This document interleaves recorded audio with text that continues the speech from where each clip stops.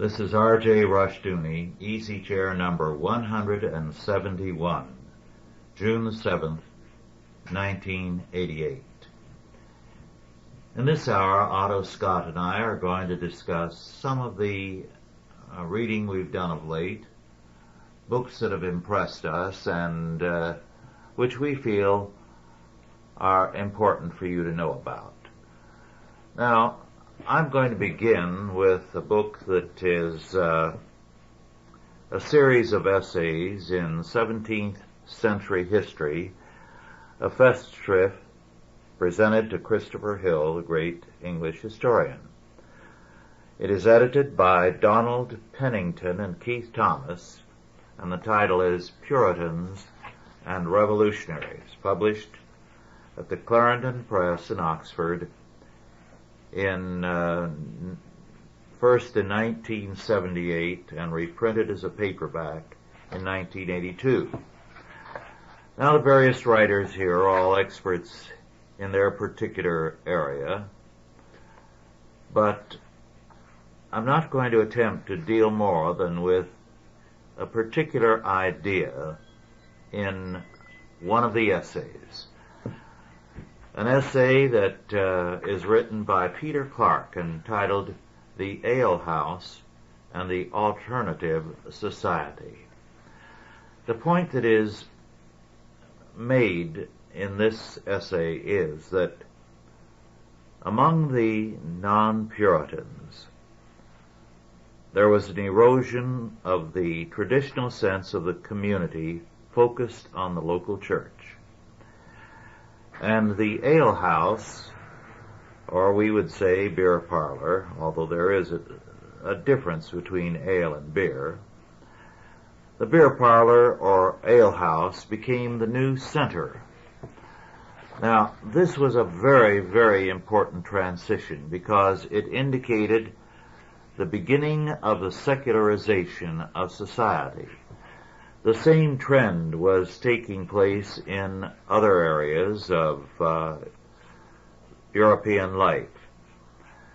And the ale house meant that life no longer had the same religious focus. The parish church had previously been the center of community life. It was where everything took place. But the church now was no longer the center, and as a result, life began to proceed into secularization and humanism. Another one of the essays, and I won't go into it, goes into the fact that the lead in this was taken by lawyers. Lawyers were the supreme secularizers, we are told, because the art of law and the law of God, as Wilfred R. Prest calls his essay, differed. And the state was becoming secular. The lawyers caught on to this before anyone else, and as a result, they secularized society as rapidly as possible because they were, in their day, the avant-garde. Otto, do you want to discuss one of the books now? Well, yes. I didn't quite understand that we were going to talk about recent books. No, it isn't necessarily Not recent. necessarily. All mine are not recent. Good. Well, I'll talk about some of the books that had an impact upon me. Good. And there were two, neither of them new books. One was The Spy by Fenimore Cooper when I was a very young boy. Yes, that was marvelous. I recall reading it. And the thing about The Spy that got me was that throughout you were encouraged to look down on him until at the very end, when he was captured, you remember, and he was hanged by the British. Yes. There was a note in his pocket from George Washington, thanking him for his faithful services to the cause. Yes. And that hit me when I was very young, with a realization that things are not always what they seem. And the second book along the same lines only more important to me, was Fortitude by Hugh Walpole. Fortitude. Hugh Walpole, as you know, was a very popular novelist in Great Britain, and I think his time passed with the 30s, I'm not sure. Fortitude was one of his first books, and it was really his masterwork. It was semi-autobiographical. Somerset Maugham stole a part of the plot and made himself famous with it when he wrote Of Human Bondage. And he hated Walpole ever afterwards because Walpole was the man from whom he stole. Mm-hmm. Now, I read Fortitude when I was about 19. And I was alone in the world and I was on my own. And at that time, I had a habit of going out and having a few drinks and picking a fight with somebody and beating him up. And I took great pleasure in this because it was very deceptive. I'd pick on fellows that were bigger than I was, but they didn't know how to fight. I'd get them in the alley and it would be very quick work. And I felt great satisfaction. And then I read Fortitude because I also spent a lot of time in those days in the library. And the protagonist of Fortitude was a boy who was sent away to school, as they do in England. He was afraid of his father. His mother had died young, when he was young, and his father seemed austere and hard and impervious and invulnerable and so forth. However, toward the end of his school years, he began to see some softening in his father, and his father had a housekeeper. In the interim, the boy in school got involved in rugby and took great pleasure hurting the other fellow in the game. And finally, when he reached about the time of graduation, he realized that his father was not strong at all. His father was a secret drinker and had several other vices. And he realized that that harsh facade was just exactly that. And he began to realize, too, that hurting the other boys in rugby was not a sign of strength, but a sign of weakness, because he was allowing himself to give way to the temptation, you might say, to hurt. And for the first time reading this, I caught the point that I would have to watch this business of picking a fight with some poor fellow who didn't know how to handle himself, because it was really giving way to a sadistic impulse. And sadism, as you know, is one of the great temptations for men, as I suppose masochism might be for women. And that afterwards, the protagonist in the book, and it was a very complex and long book, went to London and got involved in London with a girl of the lower class. This is where Somerset Maugham stole the whole theme. And he married, the protagonist married, and the girl ran away with his best friend. And at the end of the novel, he was walking into the furniture in his room, but he was making up his mind that he was going to pick up the pieces of his life and continue. The most powerful effect of that book, because I never again picked a fight. It caused me for the first time in my life to sit down and to examine myself in terms of strengths and weaknesses. Now, toward the end of his career, Walpole was greatly distressed by the fact that Somerset Maugham wrote a book making fun of him. But he never succeeded in ridiculing him in my eyes. You know, your mention of James Fenimore Cooper and his writings. Of course, I was brought up on Sir Walter Scott and Cooper, Hawthorne, Dickens. I read them omnivorously, from cover to cover, and again and again in some instances. Yes. I also read many of the novelists of the earlier years of this century. One of them whom I read, I read everything he wrote, was H.G. Wells. Yes. And he was something of a scoundrel. Yes. He was on the wrong side of most issues. But the thing that stands out, and I've never forgotten, was this, that in spite of his socialism and his bad character, Wells still belonged to a world where you respected character, you respected virtue, you respected things that belonged to a godly order. And there was a sentence in one of his novels, I think it was in Mr. Britling Sees It Through, and the sentence was like a bell ringing. I've never forgotten it. And it was this: brave men are men who do the things they are afraid to do. Tremendous sentence. Well, that was the kind of thing you got out of the older novels. But in recent years, and it began in the 30s and has been in command since World War II, novels are a degrading reading. Well, yes, because, and this is not so much because of the writers. This is because of the change in the ruling class and what the ruling class will allow. Yes. Now, don't forget that in, for instance, the 80s and the 90s, or the 70s and the 80s and 90s, women ruled the world of publishing. Or let me put it a better way, publishing catered to the women, because men were too busy to read. And in fact, reading for a while was considered almost effeminate. So therefore, we had all this milk and water novel stuff, in which there was no sex, there was very little violence, and so forth. Stephen Crane and writers like that were people who broke the barrier. Today, in the post-war period, the publishers began to cater to the liberals.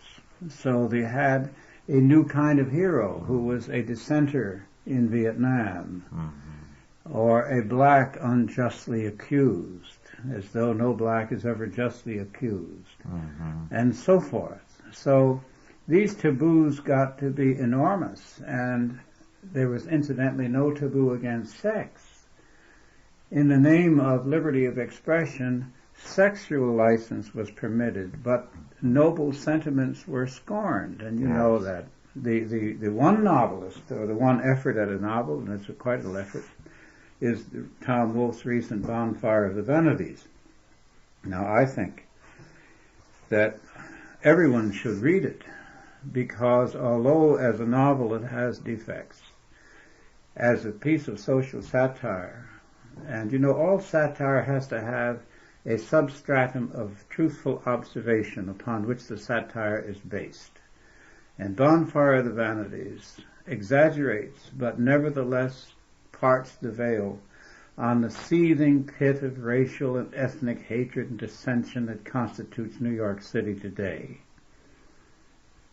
It's known to be a Roman clay in the sense that the major characters are based upon actual people in New York, and the New Yorkers are having a lot of fun identifying them. It's in many ways an unpleasant, dirty book. But on the other hand, the basis of the book is the writer's indignation at the low level of the people. And it has broken the taboo. Now, the first 4 months, it sold over 700,000 copies without any advertising. And the reviewers are afraid to get too deeply into the book because the taboos are inhibiting everyone except Mr. Wolfe, who broke the taboos with the greatest of ease. I have to admire that sort of courage. The Wall Street Journal, in one of its editorials, talked about some of the people in that book as sort of prototypes that Dickens created, recognizable characters in the contemporary society. So there is hope that the novel may return and do for the next group what it did for us in our youth. Well, that would be a wonderful thing, but meanwhile, many of the books that we grew up on have disappeared. Well, they've been remaindered. they've been destroyed. Yes, some of the popular writers, good storytellers Yes. of the teens and 20s, Mm-hmm. Booth Tarkington, Peter B. Kine, Clarence Mm-hmm. Buddington Kelland, Mm-hmm. and others like them. You remember Queed by Harrison? Yes. Yes. Mm-hmm. Can still recall it. Yes. He was a wimp, and he wound up with muscles and straightened out and so forth. Yes. It was fun reading Yes, then. it was. Yes, it was. And, It was more than that. It was inspiring. yes. I mean, you looked at life in the world with hope and pleasure. Yes. I recall some years ago,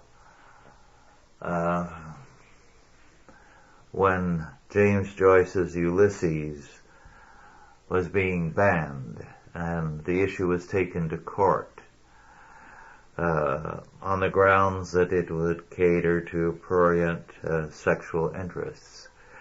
And the judge ruled in favor of the book, saying it would not cater to such an interest because it was more likely to make someone throw up.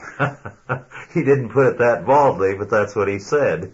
And in that respect, he was right. A mass of impenetrable jargon. Yes. But at the time, I recall, students were carrying it around as though it were a Bible. Well, yes, they were showing off because I Yes. don't think 1 out of 100,000 could get through it.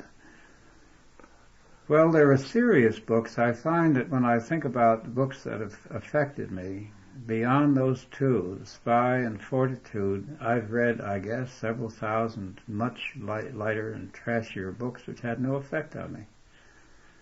But occasionally one will stick that you're not aware of. Out of the Perelandria series Mm-hmm. by C.S. Lewis, the last one in the series, This Hideous Strength. Oh, tremendous. Great book because it portrays evil in the modern world, posing as virtue. And I read that with the same sense of recognition. Yes. Well, now to go on to something else. One of the interesting current books is by I.F. Stone, The Trial of Socrates, published by Little Brown and Company in 1988. I.F. Stone has written a book that is both very good and very bad. Well, so is he. Yes. It's very bad because he is a worshiper of the Greeks. Uh-huh. And for him, Aristotle is the man, and Greek society was the freest and the finest in all of history. And Slaves and all. oh, he doesn't even refer to that. But he has a problem. He, of course, hates things in our country like Joseph McCarthy and the House Un-American Activities Committee. He cannot resist taking swipes at those things, even when he's writing about Socrates. 5th century Athens, and Yes. McCarthy appears. Yes. King Charles's head. But the interesting thing is, he both feels that they had good reason for executing Socrates, and yet he has to excuse them or to explain why so free a place executed a man for his ideas. Of course, Socrates, as he points out, was a radical cynic, an egoist who said, "I am the only statesman in Athens." Under Socrates, no criminal justice would have been possible, and that the result of Socrates' teaching was tyranny. 2 reigns of terror in Athens under the 30 tyrants who were his pupils. Mm-hmm. Socrates was a totalitarian. And Plato, of course, was 100% agreeable to it. As a result, he says, Socrates, because they were living under the fear of another reign of terror, and Socrates was close to the men who were responsible to it. He was their teacher. Everything he advocated, and Plato advocated, pointed to a totalitarian state and a reign of terror. That's why after the trial of Socrates, Plato hurriedly left Athens and stayed away for some years. Now, the interesting thing is that he is ready to see danger in Athens. But not here. But not here. It is as though nothing could threaten the freedom of the United States. Isn't it remarkable how Yes. these people who hate us so much are so sure of our invulnerability? Yes. He idealizes Athens. He gives no consideration to its slave basis. It was a marvelous democracy. And there is no real treatment of the homosexual theme, which was basic to Plato and Socrates and to their pupils. Mm-hmm. So the tyranny was something that came out of a homosexual inner circle. Well, yes, it was the equivalent of the chains, whips, and leathers group. Yes. These were men who had an inner circle, who believed in elitism, Mm-hmm.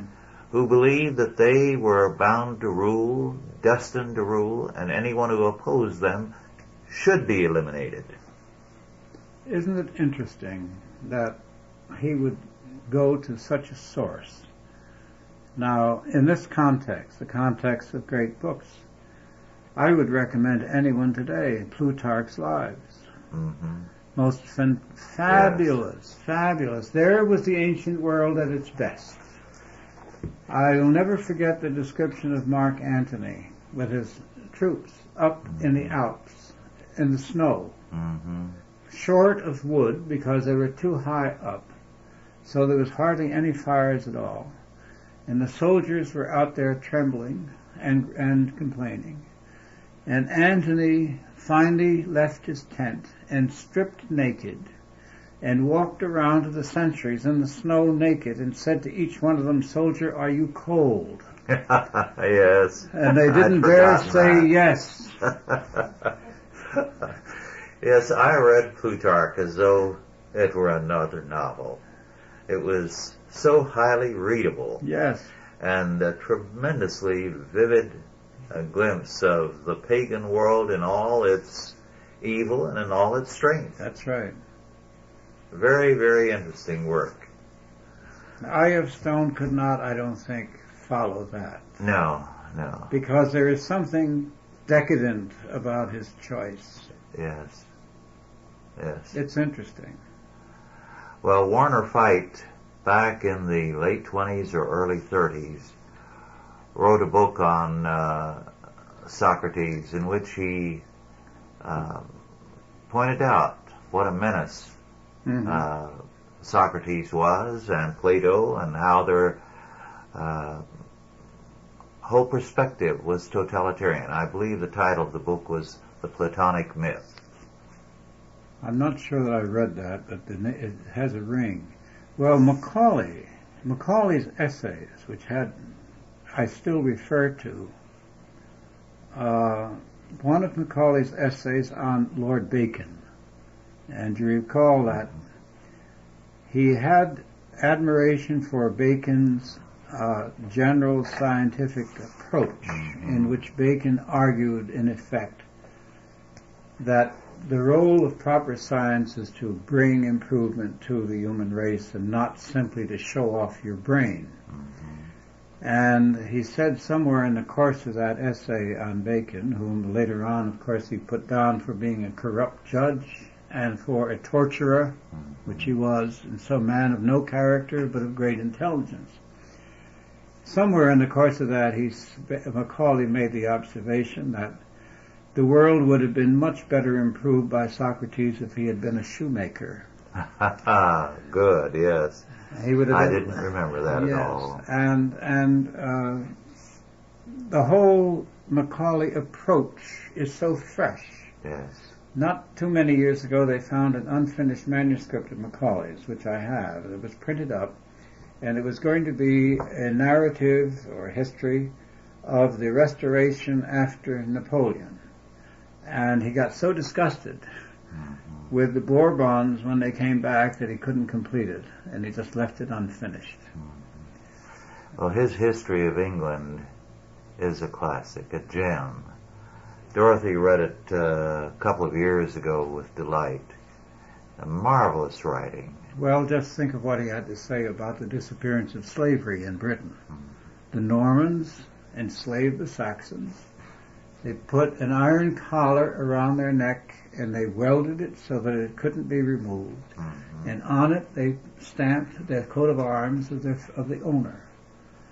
That was, imagine wearing those iron collars like a dog. And that was all throughout England. And yet a couple of generations later, there were no slaves. And Macaulay said, what happened?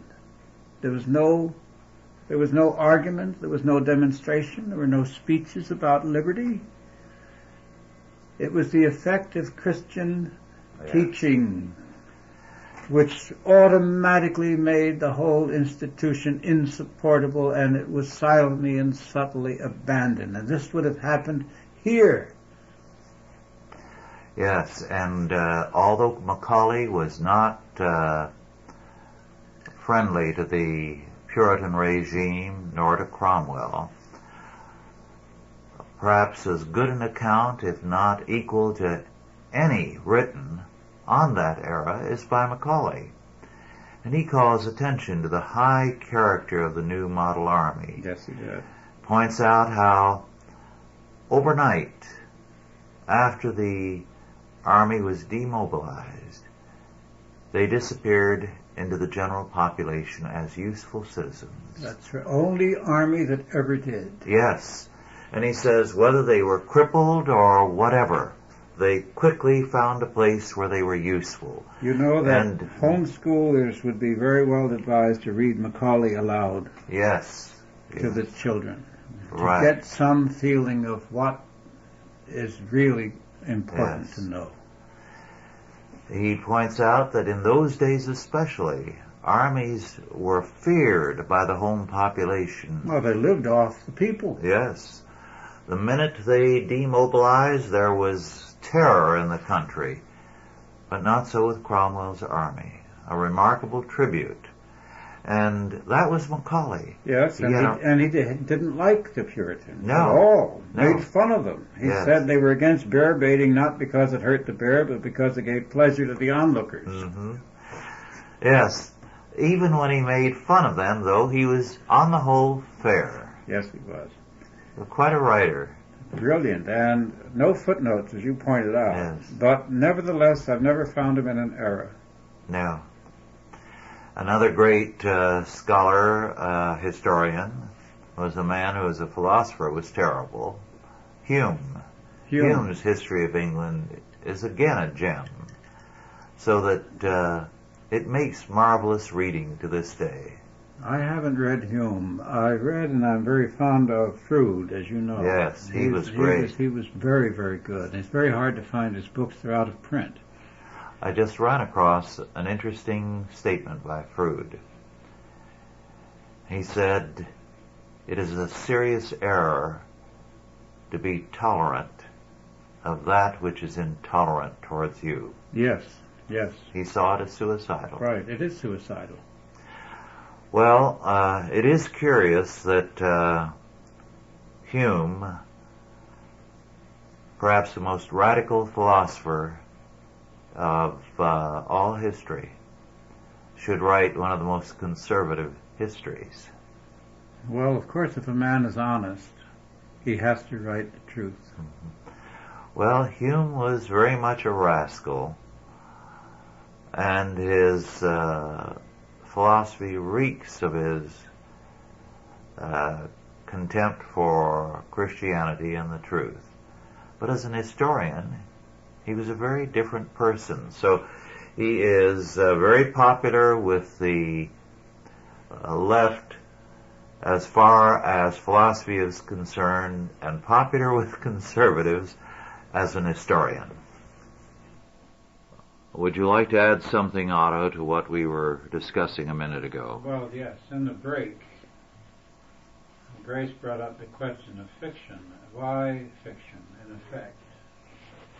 And of course, from a writing point of view, or a teaching point of view, or even an illustrative point of view, in fiction you can get into the mind of your characters, but in fact you cannot get into the mind of anyone, because everyone's mind is a closed territory. If you're going to write history, for instance, you can repeat what you know men have said in their letters or in conversation with one another that's recorded, but you cannot invent their discussion, nor their motives, because their motives can only be surmised through their action. But in fiction, you can get into the whole thing. And you can then illustrate themes and types and events much better than in any other way. And of course, you can also do it so winningly, you might say, that you leave an indelible impression upon the reader. Now, sometimes you find and unusually, you find a combination. I was thinking of The Captive Mind, and I was looking for a copy of it before we started, but I couldn't find it in my library. It's written by the Czech poet who won a Nobel Prize, and I don't know how to even pronounce his name, Miloš, I think it is. And The Captive Mind is a book that he wrote about how it felt to live under communism, and it originally came out in the 50s, I think around 52 or 53, and I recall reading it. It had a tremendous impact upon me. And it started off with the idea of the happy pill, where a foreign power sent its merchants through a country selling at a very low price happiness pills. And everybody took these pills, and suddenly their cares dropped away and they became happy. And then they were all perfectly happy when the conqueror appeared. And of course it was a metaphor, and it was beautifully done, because he's a poet, and his use of language is precise and brilliant. And it was a combination of fact and fiction, because of course the happiness pill was fiction, but the fact of Czechoslovakian subjugation is a fact. Now really I think he is a genius. And of course he received the Nobel Prize. I don't often agree with the Nobel Prize awards, but in this case I thought it was well deserved. But fiction, you might say, is part of our everyday life. It's almost impossible to think from speculating. You cannot go around tied to the world, to the earth. Your mind has to travel farther than that. And fiction is one of the means of traveling. Yes, and that's why a sound fiction with a healthy perspective on the world God has made is basic to a good society. Yeah, a recent writer even wrote some essays on what he said was the necessity for moral fiction. Mm-hmm. Well, I'm going to go to a different type of book now. One of the kinds of books that I've been trying to pick up, and they're not easy to find, are books dealing with what Christians have done in the way of charity over the centuries. I have a few gems in the field. I'm not going to discuss the best, but I have a couple of samples here. One is volume 1 of several hundred pages by the Reverend Daniel T. McCullough, A Century of Charity, the first 100 years of the Society of St. Vincent de Paul in the United States. This was published some years ago in 1951. And it is about the work of charity done by Catholics under the impetus given by St. Vincent de Paul. Just quoting briefly from the book, Vincent believed that solid spirituality must be evidenced in a quickening of religious fervor, which issues forth in good deeds, love of God manifesting itself in love for one's fellows. He that loveth not his brother whom he hath seen, how could he love God whom he hath not seen? Unquote. I have more than one book on the Society of St. Vincent de Paul and others on other areas of Catholic work over the centuries. Another book in the same general field, again out of print unfortunately, more recent one, published in 1980, is Edward H. McKinley, Marching to Glory, The History of the Salvation Army in the United States of America, 1880 to 1980. The first 100 years of Salvation Army work in this country. An excellent history on what the Army has been doing. Very few people have any awareness of the very many areas of charitable work, of reclaiming people, of dealing with alcoholics, of helping girls who are pregnant, and so on, that the Salvation Army is engaged in all over the world. Mm-hmm. Within a few years of General Booth's first days, they were in remote places like Japan and India and doing an amazing work. It would take volumes to survey all that they have done. General Booth was one of the great Christian reconstructionists of history, because he believed that if you're a Christian, you're going to show it in practical work. It's going to have an effect on your daily life. Mm-hmm. And his ideas, the Salvation Army, with all that it's done, has not yet fully implemented. It's too bad that one of the great men of history, General William Booth, is not better known. But what I want to say, just citing these two books, and they're a drop in the bucket of all that has been done and is being done, is that the great work has been done by Christians. Oh, yes. And Christians are doing more today, by far, than the federal government. But no one says anything about it. I have another book here that I picked up recently, used, published in 1969 and 1977, by Anthony M. Platt and published by the University of Chicago Press, entitled The Child Savers, The Invention of Delinquency. Oh.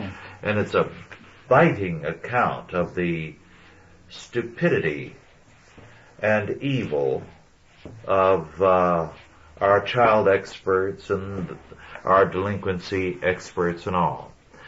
In the introduction, in fact, the introduction to the second edition, he calls attention in passing how in an earlier era it was largely religiously motivated people who saw needs and met the needs. And he says the main outline of their program, which included mild discipline, academic and moral education, vocational training, the utilization of surrogate parents, and probationary surveillance, have stood the test of time. In other words, the only adequate and successful work in the area of dealing with delinquents has been by Christians. Well, I agree with that, and you've touched a very tender nerve, because I'll never forget the official from the Society for the Prevention of Cruelty to Children, who recommended that I be put in a reform school till I was 21 for playing hooky. And Judge Levy of New York, who said, if you ever bring in such a recommendation again in such a case, I will see to it that you lose your position. Good for him. But you bring up a very important topic.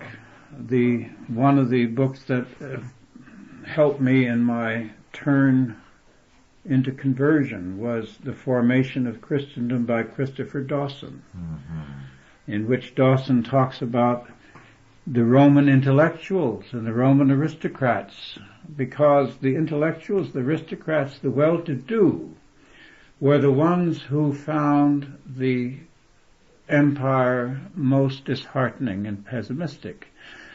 Everyone else, was too busy to earning a living, or trying to get their freedom, or just simply survive in that terrible cesspool known as Rome. But the ones on top who had time and money and leisure were the ones who found that their lives were empty, and they were the ones who converted, and they were the ones who converted the pagan tribes. And suddenly the whole narrative of how Christianity emerged in the way that Dawson put it, was something like your observations on how much good Christianity does in a societal sense, in a human sense. Christians of all people, of all groups, are practically speaking the most ignorant, and I speak as one who came upon this information quite late. Quite late. Yes. Christians do not realize how much they have governed in the past, how much they have taken care of all the needs of society. And now they assume that the only function of a Christian is to go to church. Would that were so.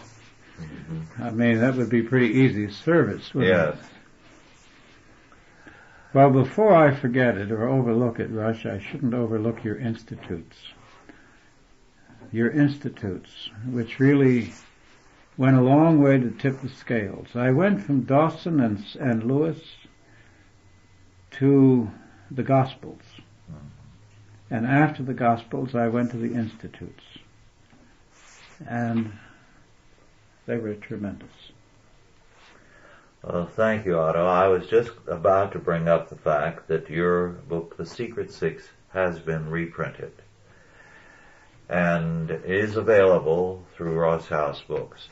And I feel that the fact of revolution has developed there and continuing in our society today is very, very important. And therefore the book is one that people should read. It's about John Brown of Harper's Ferry, and it's also about Washington, D.C. today. It tells us of the revolution that is underway in our time in the name of human rights. Well, yes. It was a great turning point in American history. And what puzzled me was, first of all, why these 6 New England wealthy men, wealthy and educated men of New England, would put up the money and the guns for a murderer like John Brown. What could ever lead them to such an activity? Yes. That, to suborn murder and to encourage him to continue. And that set me into looking at the background of the Secret Six. And it took me all the way back down to the 1830s and to the swing from Calvinism into Unitarianism. The swing away from Christianity. You know that the Reverend Ralph Waldo Emerson left the pulpit and finally stopped going to church altogether. Didn't believe in the miracles, he didn't believe in communion, and he wound up believing in the Hindu idea that good and evil were equal. And Thoreau, with all his talk of civil disobedience while he went home for lunch every day with Mother, all the 3 miles from Walden Pond to the heart of town, Walden Pond, which was on Emerson's estate, by the way. All these people are very recognizable types because they are the individuals who are telling us now about how to get along with one another. They're against discrimination, and yet since they have been propounded, pushing and promoting their regulations governing interpersonal relations, we have never been plagued with so much hatred as there is today. Yes. Thoreau has always been a particular dislike of mine, because when I went to school, his works were something of a Bible. Oh, indeed. And here was Thoreau, the great nature lover, who had a little cabin on Emerson's property, and spent as little time there as possible. He'd go home to Mama for his meals. Then he'd spend the day at the village store talking with all the ne'er-do-wells. He was a no-account bum. Well, he was a great flaunting hypocrite in a group of hypocrites. And the result of all their goodwill and all their efforts to help the blacks was a war in which 600,000 men were dead. Yes. Not counting the casualties, which were well over 1 million in a nation of 35 million. The worst war we've ever had. These people brought to us. And the point you have made so emphatically in your book, that we were the only country that had to fight a war to free slaves. And it was because these people who were abolitionists did not want a peaceful resolution. They wanted conflict. They wanted a war, and they worked for it. They worked hard for it, and they got it. And then they wound up being heralded and so forth. Mm-hmm. As far as I know, I'm the first writer and the first time that's ever been written that has ever put them down to where they belong, including the Reverend Emerson and Mr. Thoreau and the rest. And the New York Times, the superiors of the New York Times Book Company, Sidney Gruson and the Times Corporation, was very upset with that book because, of course, it goes against the T of modern cant. Yes. But I think it will outlast me. Mm-hmm. Yes. And I think it will be around for a long time to come. I think it'll take people who've lived beyond our time to fully appreciate how important that book is to the Americans, pinpointing the false turn of history. Well, we got off the track, and yes. We haven't got back onto it, but at least we're now beginning to find our way back. Yes. Yes.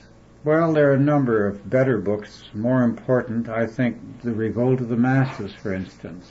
A great one. Which talks about, I remember Ortega said, our forebears worried about the barbarian outside the gates, and our problem is the barbarian who rises from within.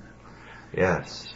And he spoke of the modern scientist as the ultimate barbarian, because he said he leads our culture in taking for granted all the centuries of Christian achievement as though they were like the atmosphere, the air we breathe. Yeah, they came, well, I looked across this phrase in writing about Claus Fuchs recently for the report, that Claus Fuchs was intelligent but not cultured. Mm-hmm. Scientists have to be intelligent, but they don't have to be cultured. And without culture, what is a man? Yes.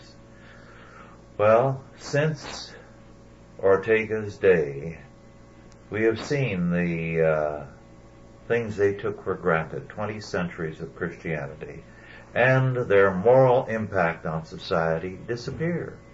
We're seeing crime in the streets. Well, I ran into a young man just as I was coming out of the post office today, and he was somewhat bearded, and he was wearing a slouch hat, and was wearing casual clothes. That wasn't the thing that struck me. The thing that struck me was his face. He actually looked like a primitive. Mm-hmm. A genuine primitive. Yes. Somebody to whom civilization is something foreign. Exactly. I think you put your finger on it. You can go anywhere in the country, and there are so many now who are beginning to appear to be primitive men. Mm-hmm. 20 centuries of Christianity, all the impact of civilization Suddenly is gone. And it's, Ortega might have exaggerated because he belonged to our father's generation. He began to talk about the decline of the culture when men stopped wearing gloves.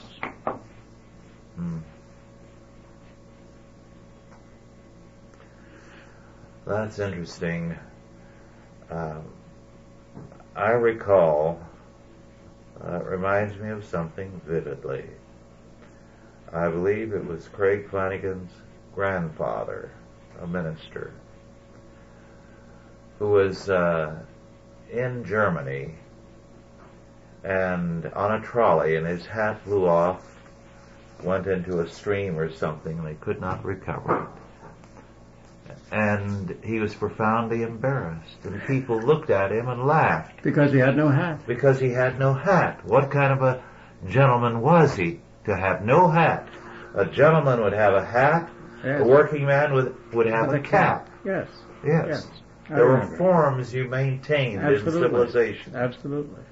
Like the English dressing for dinner in Africa. Well, that came after, and I used to know the writer's name. I think it was W.O. Carpenter, I'm not positive, who traveled around the world in the 1860s and 70s and wrote a series of travel books, and he was very interesting.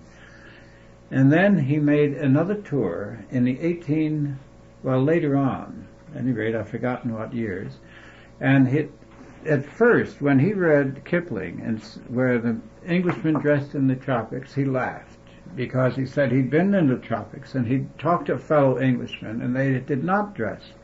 But after Kipling, he made the same trip, and they were dressing. They were dressing all by themselves, and it was a terrible shock to him to see the effect of art upon life. Well, we're seeing the same effect in the reverse sense. Undressing. Undressing, yes.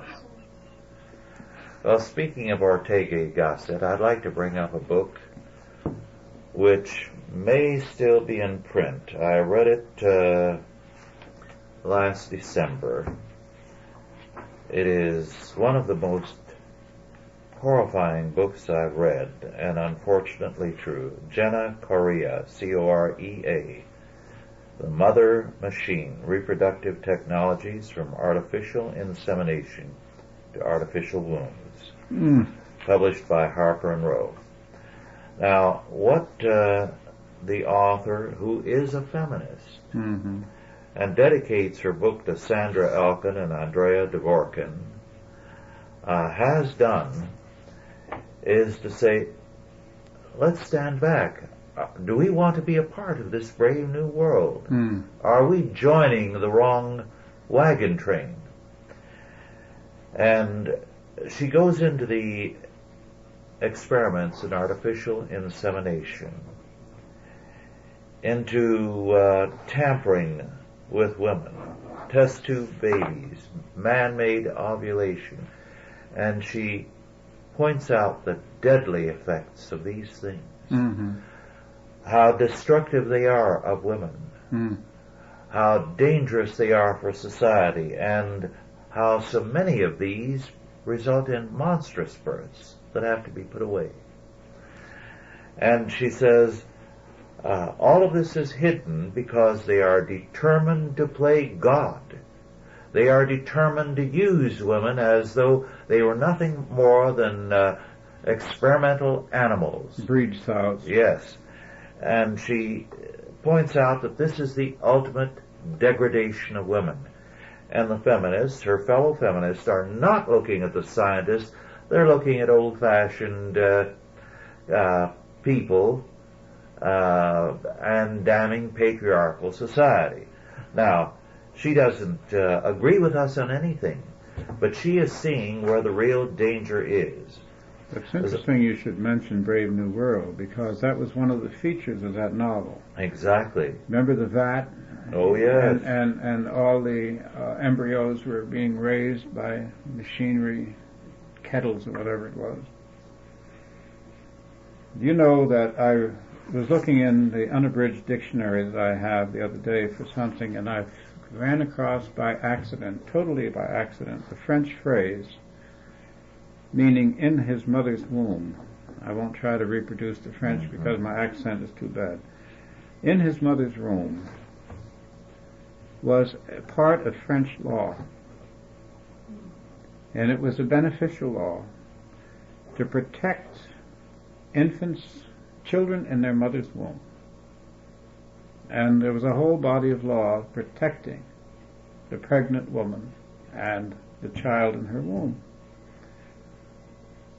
Who would have ever believed that the child in the womb could no longer be protected from his own mother? That law, of course, goes back to Exodus. And abortion is a part of the anti-Christianity of our time. They're proceeding step by step to dismantle the tenets of Christianity in this civilization. Yes. And it is too cunningly devised to be accidental. That's right. That's right. Well, you remember Shelby Sharp's reference? Yes.